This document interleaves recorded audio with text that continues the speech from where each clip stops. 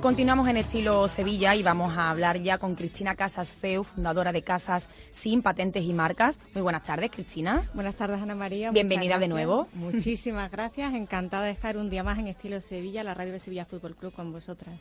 Y hoy la sección pues va a ser muy interesante y vamos a hablar de patentes, de proteger una idea, porque hay mucha gente que nos escucha y que dice, bueno, pero realmente yo puedo registrar y que una idea no me la quiten, aunque solo sea una idea y no sea, digamos, algo tangible.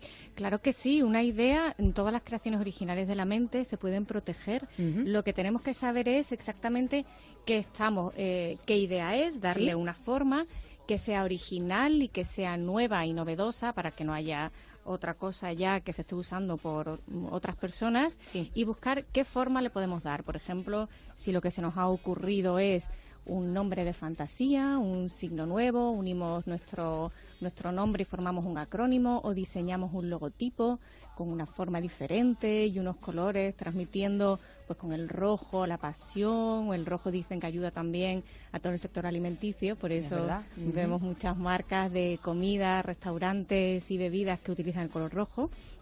Pues en ese caso estaremos ante una marca.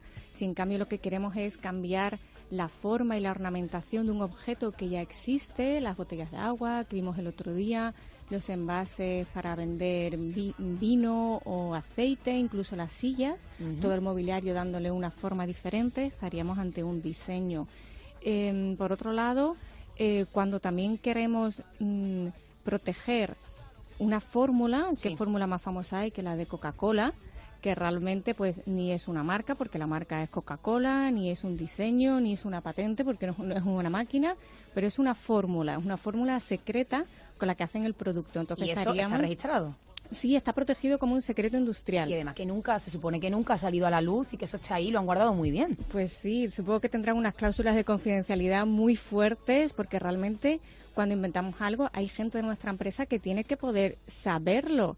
Tiene que poder saberlo el que lo organiza, el de recursos humanos que lo está protegiendo, los abogados que también le dan una forma, luego los proveedores que son los que realizan los prototipos o en la fábrica. Claro, porque además nuestra técnica dice, bueno, a lo mejor es mentira, pero hombre, la fórmula existe porque realmente el sabor, digamos, o ese producto no se ha logrado copiar, por mucho que ha habido, digamos, muchísimas marcas que han salido después, pero realmente el sabor de esta marca no se ha vuelto a, digamos, no la han podido copiar. No, lo que sacan es variaciones de refrescos de cola, pero exactamente lo que es el mismo sabor con los mismos componentes químicos no han podido copiarlo. O sea que secreto es, hombre, si a lo mejor un químico dedica toda su vida a combinar todos los posibles componentes químicos, puede dar con algo muy, muy parecido, pero en primer lugar están infringiendo y dedicando un tiempo que al final no podría sacarle recursos ni partido.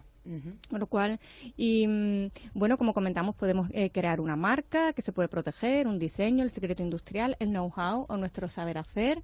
Las franquicias cuando empezaron, pues era un know-how. Yo quiero montar un tipo de establecimiento, ya sea una peluquería, un restaurante, y crear una experiencia desde el momento que entran, cómo se les atiende, el producto que se les ofrece, los colores, el mobiliario, incluso el olor. Hay tiendas a las que vamos que tienen un olor característico y ya cuando pasas por la puerta te viene el olor de esa tienda. Eso entra dentro del know-how, el saber hacer de nuestro propio negocio.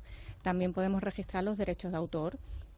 Son las creaciones de las canciones, los libros, nuestras memorias, los textos, los software, o incluso una cosa que vemos mucho y es muy habitual en Sevilla, que se registran las guías turísticas, cómo se recibe al turista, por dónde se le lleva, cómo se realiza todo el paseo, pues se registra como un derecho de propiedad intelectual, que además ya hablaremos más adelante.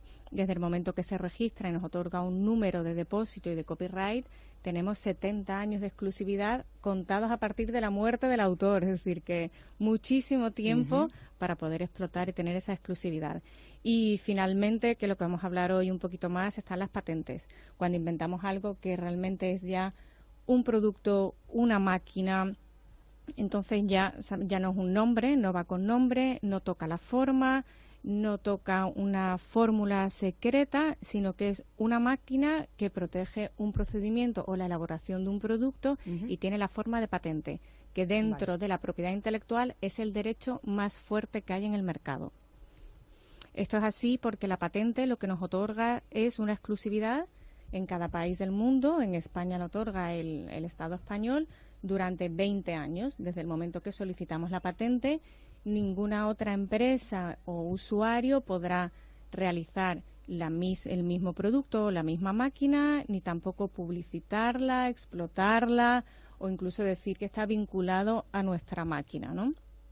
Así que, como ves, hoy día se siguen inventando muchísimas cosas y la patente lo que hace es otorgarnos ese monopolio, por eso es el derecho más fuerte, y nos permite tanto fomentar la innovación como ofrecer una ventaja competitiva al inventor, ya que nos va a situar en un plano preferencial frente a nuestra propia competencia. Y bueno, te quería comentar un poco la historia de las patentes. Y si a lo mejor hay alguna marca así que podamos comentar, patentes históricas, que me parece muy interesante también. Sí, a nosotros nos llama mucho la atención tanto la historia como las actuales que hay detrás de las patentes, ¿no? ¿Qué ocurre para que a una persona se le ocurra una idea? Yo siempre digo que la necesidad agudiza el ingenio y uno mismo en su día a día va descubriendo, se va topando con problemas y va descubriendo soluciones que les puede dar. Y al final eso son ideas que de una forma u otra se pueden proteger. Las patentes en nuestra historia no son muy recientes, tienen una historia en España de 200 años. Comenzaron en el siglo XV. Voy a contar un poco de historia. Comenzaron en el siglo XV y antes las otorgaban, como no había leyes, los reyes. La primera se otorgó en Inglaterra, era para fomentar el mercado y el tráfico de vidrio de Venecia, y se otorgó con la condición, esa exclusividad de que enseñara ese proceso a los ingleses nativos, ¿no?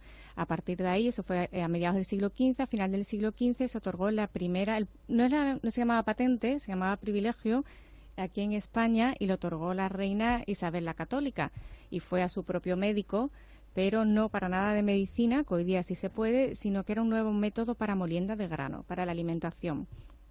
Pero tuvo que pasar un par de siglos más hasta que ya se empezaron a emitir leyes que protegieran y regularan las patentes, este derecho de monopolio. Y comenzó siendo en Inglaterra y en Estados Unidos, luego llegó a Francia, España y finalmente a Alemania. Así vino a nuestro país la primera ley de patentes, ¿sí? Inventos muy conocidos. A mí los que más me preguntan son los más sencillos, los más famosos, por ejemplo, la fregona y el chupa chups. Que además son de aquí. Son españoles. Sí, son españoles y son muy curiosos. Los dos son de los años 50 y está claro que la altura inventiva y la innovación de los años 50 era cómo dar funcionabilidad a un palo, de una forma u otra. Entonces, en el chupa chups era un caramelo al que se le ponía un palo. Era de un inventor catalán y además es muy curioso porque el logotipo lo diseñó el propio Dalí, que me llama muchísimo la atención. Y fue el primer caramelo que se consumió en el espacio en 1995. Anda, qué curioso. Así que pudimos exportarlo no solo a Estados Unidos, sino más allá, al espacio. Y bueno, la fregona también, otro ejemplo de que en los años 50, poniéndosele un palo a algo como que es un mocho, pues se conseguían muchísimas ventajas. Fue bastante revolucionario porque supuso la liberación para la mujer, en el sentido que, bueno, ya sabes que antiguamente había que tirarse al suelo, ponerse de rodillas y con un paño fregar, ¿no? Entonces tenía que ser bastante duro. Y a partir de poner el palo al mocho se creó la fregona, pues a partir de entonces fue mucho más cómodo limpiar. Y además algo que, bueno, que ha durado, que lo seguimos utilizando hoy día como algo bastante primordial. Sí, además es un invento que no ha sufrido variaciones. Es verdad. Ha mejorado a lo mejor el cubo, cómo escurrir el mocho, el material del propio mocho. La altura quizás del palo también, que ahora es más alta, más cómoda, pero realmente ha sido tal cual se diseñó, básicamente. Tal cual, que pese menos. Antes eran de madera, el palo, ¿no? Sí, ahora son otros materiales que pesan menos. Pero es un invento que, vamos, como la rueda. O sea, se sigue utilizando tal cual. Y tenemos muchísimos. Uno que también nos llama muchísimo la atención es el futbolín. Y este sí que tiene una historia muy bonita. Y es que era durante la Guerra Civil Española, un poeta gallego pues cayó herido y fue a un hospital. Y en ese hospital había muchos niños. Y bueno, ya sabes que en la guerra pues hay muchas mutilaciones de brazos, manos, piernas. Y contaba este poeta gallego que los niños se quejaban mucho porque decían que no podrían volver a jugar al fútbol. Entonces se le ocurrió inventar el futbolín, porque claro, ya pueden estar sentados, si tienen algún problema en las piernas, incluso coger los mandos, con las manos y divertirse y practicar su deporte favorito. que era el fútbol. Así que nos gustó mucho descubrir esta historia, sí, muy bonita. También hay inventos que son muy desconocidos, como es el submarino, que lo vemos en las películas y pensamos que es americano, pues no, es murciano.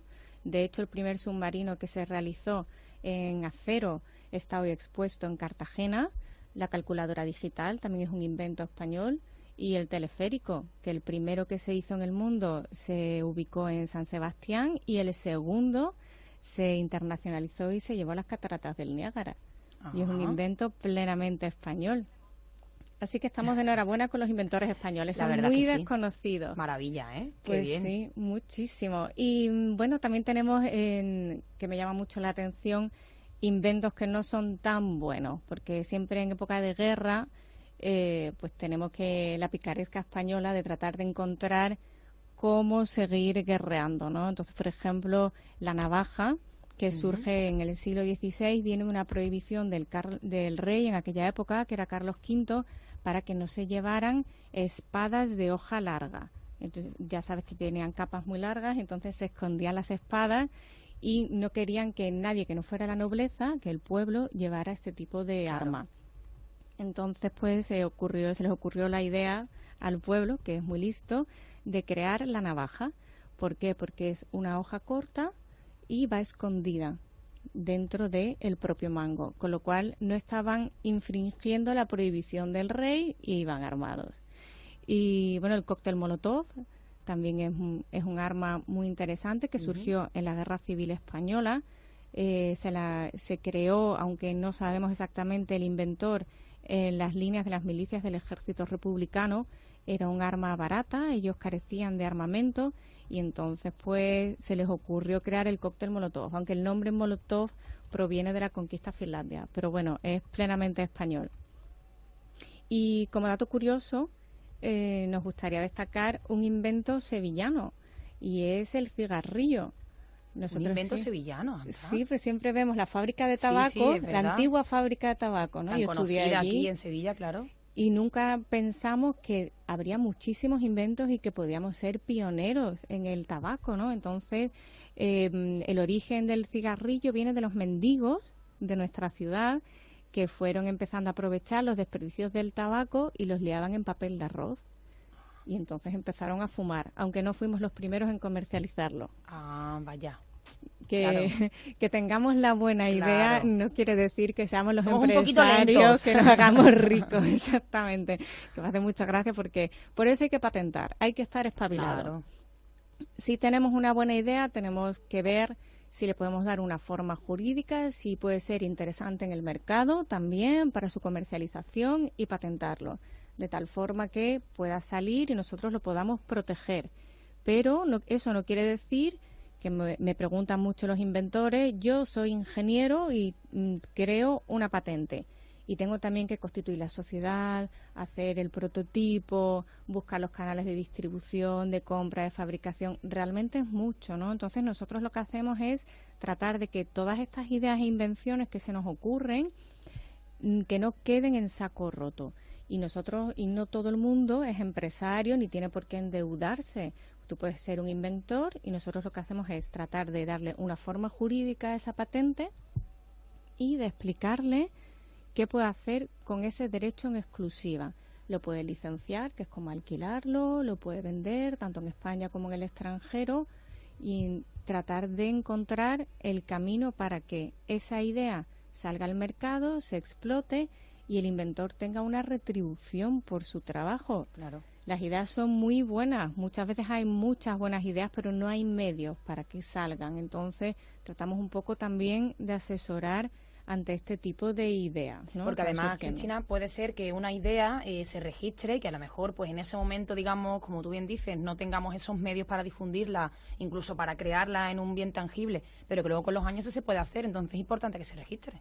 Claro que sí, porque la patente otorga 20 años de exclusividad en el mercado. Entonces, digamos que sabiendo ante qué estamos y cómo es el procedimiento, pues podremos afrontarlo de una forma u otra.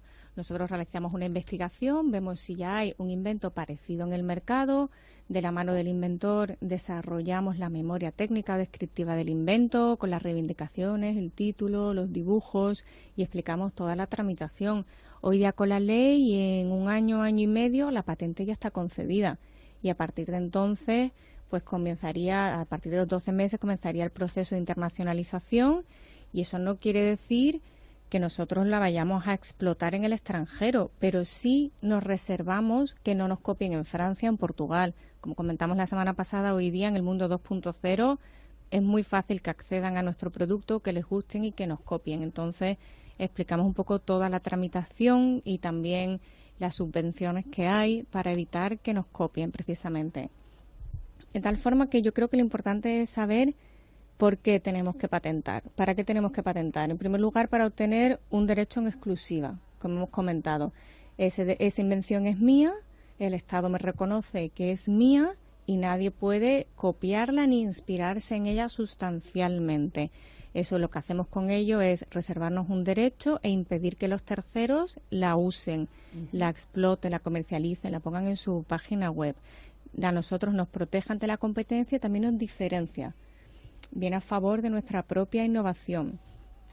A su vez, también es una garantía a nuestros propios clientes. A nosotros nos pasa cuando vamos a un centro comercial a comprar, aunque sea cosméticos o cremas, siempre veo, tiene 15 patentes esta crema. Digo, qué barbaridad, pero que de patentes, ¿no? Porque claro, no es solo una o ninguna. No lo entiendo, los japoneses, que están todo el día patentando con las cremas. Pero bueno, realmente también es una garantía, ¿no? Se ve que detrás hay un trabajo, que hay un trabajo de investigación, de intentar desarrollar, innovar, que es algo diferente a lo que estás adquiriendo y que tiene una protección detrás para el inventor y el empresario.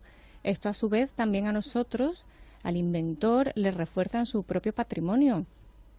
La patente es un derecho que es intangible, entonces también tiene un valor, igual que tiene valor pues los enseres, el mobiliario, los vehículos, la oficina. La patente tiene un valor, quizás el valor más importante, porque nuestra idea de negocio y lo que estamos vendiendo es fundamental y el resto tiene un valor estático, lo que nos ha costado, pero no se puede rentabilizar mucho más. Entonces la patente nos ayuda a consolidarnos en el mercado y a que podamos entrar también en otros países. Pues también es muy importante porque, sobre todo también el tema del procedimiento, porque a lo mejor mucha gente dice, ¿cómo voy a registrar? Algo, si a lo mejor va a ser demasiado caro, no voy a poder, o sea, no sé si podemos explicar al oyente un poquito en qué consiste el procedimiento de registrar una patente. Pues sí, en primer lugar tenemos que intentar ver qué forma le damos, ¿no? Si estamos ante una patente mecánica, electrónica, biosanitaria o es un modelo de utilidad, que es una patente menor, que pues cuando patentamos accesorios que ya existen, y entonces en lugar de 20 años nos dan 10 años. Entonces nosotros lo que hacemos es nos sentamos con los inventores, nos cuentan qué idea tienen, hacemos una investigación de que haya en el mercado que sea muy parecido o no, y sobre todo vemos que se cumplen los 3 requisitos fundamentales. El primero y principal es la novedad. Por eso hay muchos inventores que no te quieren contar que tienen, claro, ellos. Vamos a firmar un acuerdo de confidencialidad. Y yo les digo, no os preocupéis, que soy vuestra abogada, es como cuando vas al médico. Claro. Entonces tienes que, 1, decir la verdad y 2, no te preocupes que no se lo van a decir a nadie, ¿no? Es secreto. Pues entonces es fundamental esa confidencialidad y que la novedad no se rompa. Para que nos den 20 años de exclusividad tenemos que estar intentando patentar algo que es nuevo.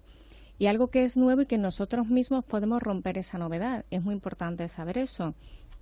No podemos contar nuestra patente antes de registrarla en páginas web, ni en una publicación científica, ni en una revista, porque entonces esa propia publicación, al estar en abierto, estaría rompiendo nuestra propia novedad. Entonces, lo principal es que cumpla la novedad, que tenga capacidad inventiva, es decir, que lo que estoy creando tiene cierta altura. Hoy día si no existiera el chupachus, intentásemos registrarlo, nos dirían que ponerle un palo, un caramelo, claro, no, no nos lo darían.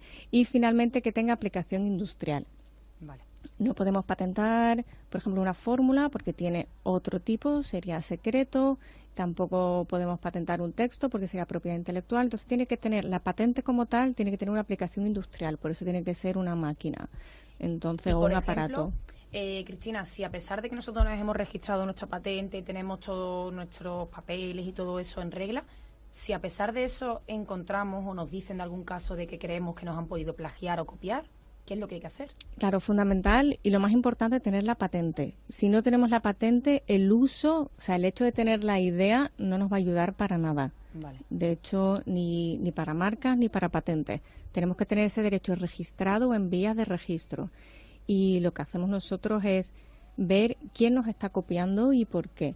Muchas veces puede ser una pura casualidad, que se hayan inspirado, que hayan coincidido en algo parcial, que no sea una copia sustancial, y otras que realmente haya mala fe.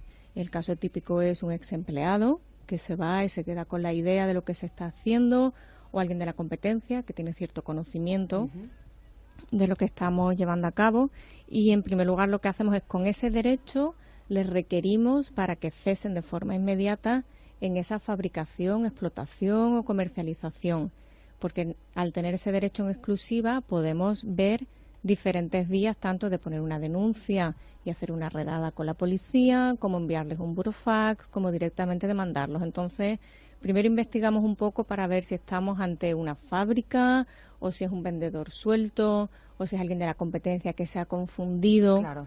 O se ha acercado demasiado a nuestra innovación, pero también, no debe hacerlo. Eso te iba a decir, eso también ocurre, ¿no? Imagino que, lógicamente, a veces se copia queriendo, hay muchos casos, pero bueno, ¿habrá también quien haya creado o registrado algo sin saber que eso ya estaba? Bueno, digamos que a veces son cosas parecidas. O sea, el plagio, la copia 100% idéntica, ahí siempre hay algo de mala fe. Claro. Se puede aprobar o no se puede aprobar, pero cuando es algo parecido sí que puede ser casualidad. Claro. Puede ser que dos profesionales en puntos geográficos de España completamente diferentes se encuentren desarrollando una fórmula y lleguen a una solución muy parecida, que no sea sustancialmente idéntica, pero sí parecida, pero a efectos de patente a infracción, con lo cual en ese aspecto, ¿quién gana? Pues el que antes registra la patente. Claro. El tiempo es muy importante. Quien antes se haya tomado la molestia de registrar la patente tiene prioridad al que anteriormente se le haya ocurrido la idea, pero sin hacerla pública no la haya explotado o protegido. Vale. Y, por ejemplo, formas de rentabilizar esa patente, porque, bueno, hay veces que nos puede costar un poco más, pero ya que hemos llegado hasta ahí, lo importante y lo interesante es poder seguir adelante con nuestro proyecto, nuestra idea. Claro que sí, y además nuestro trabajo no es solo registrar una patente y quedarnos estáticos ante esa situación, sino también acompañar a nuestros clientes en todo el proceso. Entonces, es muy importante que nuestro cliente entienda qué es una patente, para qué sirve en su empresa y cómo puede rentabilizarla. En primer lugar, forma parte del patrimonio de la empresa y tiene un valor económico que es muy importante, que nosotros podemos ayudar a determinarle. ¿Por qué? Porque esa patente se puede vender o se puede licenciar. Yo me puedo quedar con la producción en Andalucía, pero no tengo medios en Galicia o en Cataluña. Y a lo mejor tampoco tengo tiempo para dedicarme a ir a ver quién me compra, quién no me compra. Entonces me busco un asociado o un distribuidor que le licencie la patente. Y hay muchas formas de rentabilizarla. Podemos hacerlo a través de un canon fijo, de una cantidad anual, venda la cantidad que venda del producto de nuestra patente, o podemos ponerle también un tanto por ciento que se puede hacer, por ejemplo, si es una máquina para doblar camisetas, pues un tanto por ciento por cada una que haga, ¿no? Y que realice. Entonces el canon sería más bajo, pero se comparte el riesgo. Hay muchísimas fórmulas, sobre todo también en el extranjero. Nosotros animamos, sobre todo hoy día con la globalización y la Unión Europea, a que los clientes, una vez que patenten en España, barajen la posibilidad de reservarla a nivel europeo. Porque a lo mejor realmente nos plantamos Europa muy lejos y no sabemos inglés, y si no sabemos inglés menos alemán y búlgaro y polaco, está clarísimo. Claro. Pero bueno, hoy día empiezan a comprarnos de repente por internet, nos buscan en Google, ven nuestra página web, nos empiezan a comprar, y que no nos cerremos ese mercado. O buscar un distribuidor local y le hacemos una licencia de la patente y seguimos vendiendo, ¿no? Internacionalizar es una ventaja hoy día porque los gastos ya los tenemos cubiertos aquí con nuestra sede en España, y es un remanente, es algo secundario que va viniendo y nos va dando ahí poco a poco un poquito más de rentabilidad a la propia patente. Y, por ejemplo, el tema de las subvenciones, Cristina, ¿existen realmente? Bueno, las subvenciones ya no son lo que eran como hace algunos años, sobre todo nosotros cuando nos pusimos a emprender hace 3 años también pensamos, bueno, nos van a dar una subvención por constituir la sociedad, por ser menores de no sé cuánto, por ser mujer, por ser de todo, y al final pues nadie... Ha cambiado nada, mucho, ¿no?, la cosa. Ha cambiado muchísimo, pero sí que hay subvenciones y nosotros también informamos a nuestros clientes, informamos de todas las que hay y el que quiera les ayudamos y se las solicitamos. Hay quien tiene mucho papeleo y dice, venga, solicítala tú, y otros que dicen, infórmame, y ya lo hacemos internamente, ¿no? La propia Oficina Española de Patentes y Marcas, todos los años en marzo-abril, saca una subvención para cubrir los gastos de las tasas, que es muy importante, sobre todo en la internacionalización. Y nosotros le ayudamos con toda la tramitación y suelen abonarlas antes de final del año natural, con lo cual, desde estas subvenciones que tardan muchísimos años en recibirlas. También informamos de otro tipo de entidades, como puede ser el ICEX, Extenda, el CSIC, sobre todo que el cliente, si tiene opciones, esté informado de todo, ¿no? Y las subvenciones también es una forma de rentabilizar la propia inversión que se hace. Nosotros decimos que al final la patente lo que es una herramienta para nuestro día a día. No es tanto algo lineal, un documento más que rellena, me dan un título y pongo en la pared, sino que nos ayuda a crecer como empresarios, a innovar, a ayudar a desarrollar la tecnología y a diferenciarnos de nuestra competencia. Y, por ejemplo, el tema de la valoración de patentes, porque, hombre, es un tema también que nos debe preocupar y que, bueno, que está ahí. Claro que sí, porque como hemos comentado no es algo estático. Nosotros tenemos una patente y luego no sabemos qué precio ponerle, qué precio no ponerle, sabemos lo que nos ha costado y ya, ¿no? Entonces lo que tratamos es de ver qué valor real tiene en el mercado. Para eso nosotros hacemos un informe de valoración de patentes que tiene 3 perfiles de profesionales de un punto de vista jurídico, de marketing y un auditor económico, y se realiza un estudio de la patente, a la vez de patentes o inventos similares en el mercado y cómo está la situación actual del mercado, de tal forma que le podemos dar una horquilla de ese valor intangible que tiene esa patente, y a las empresas les sirve muchísimo para saber qué tienen entre manos y también les ayuda a poner un precio a la hora de licenciarla, venderla o incluso de pignorarla. Una patente se puede pignorar en el banco y nos dan una cantidad, igual que hipotecamos la casa, podemos pignorar la patente o la marca y de tal forma que obtenemos cierta rentabilidad sobre la misma.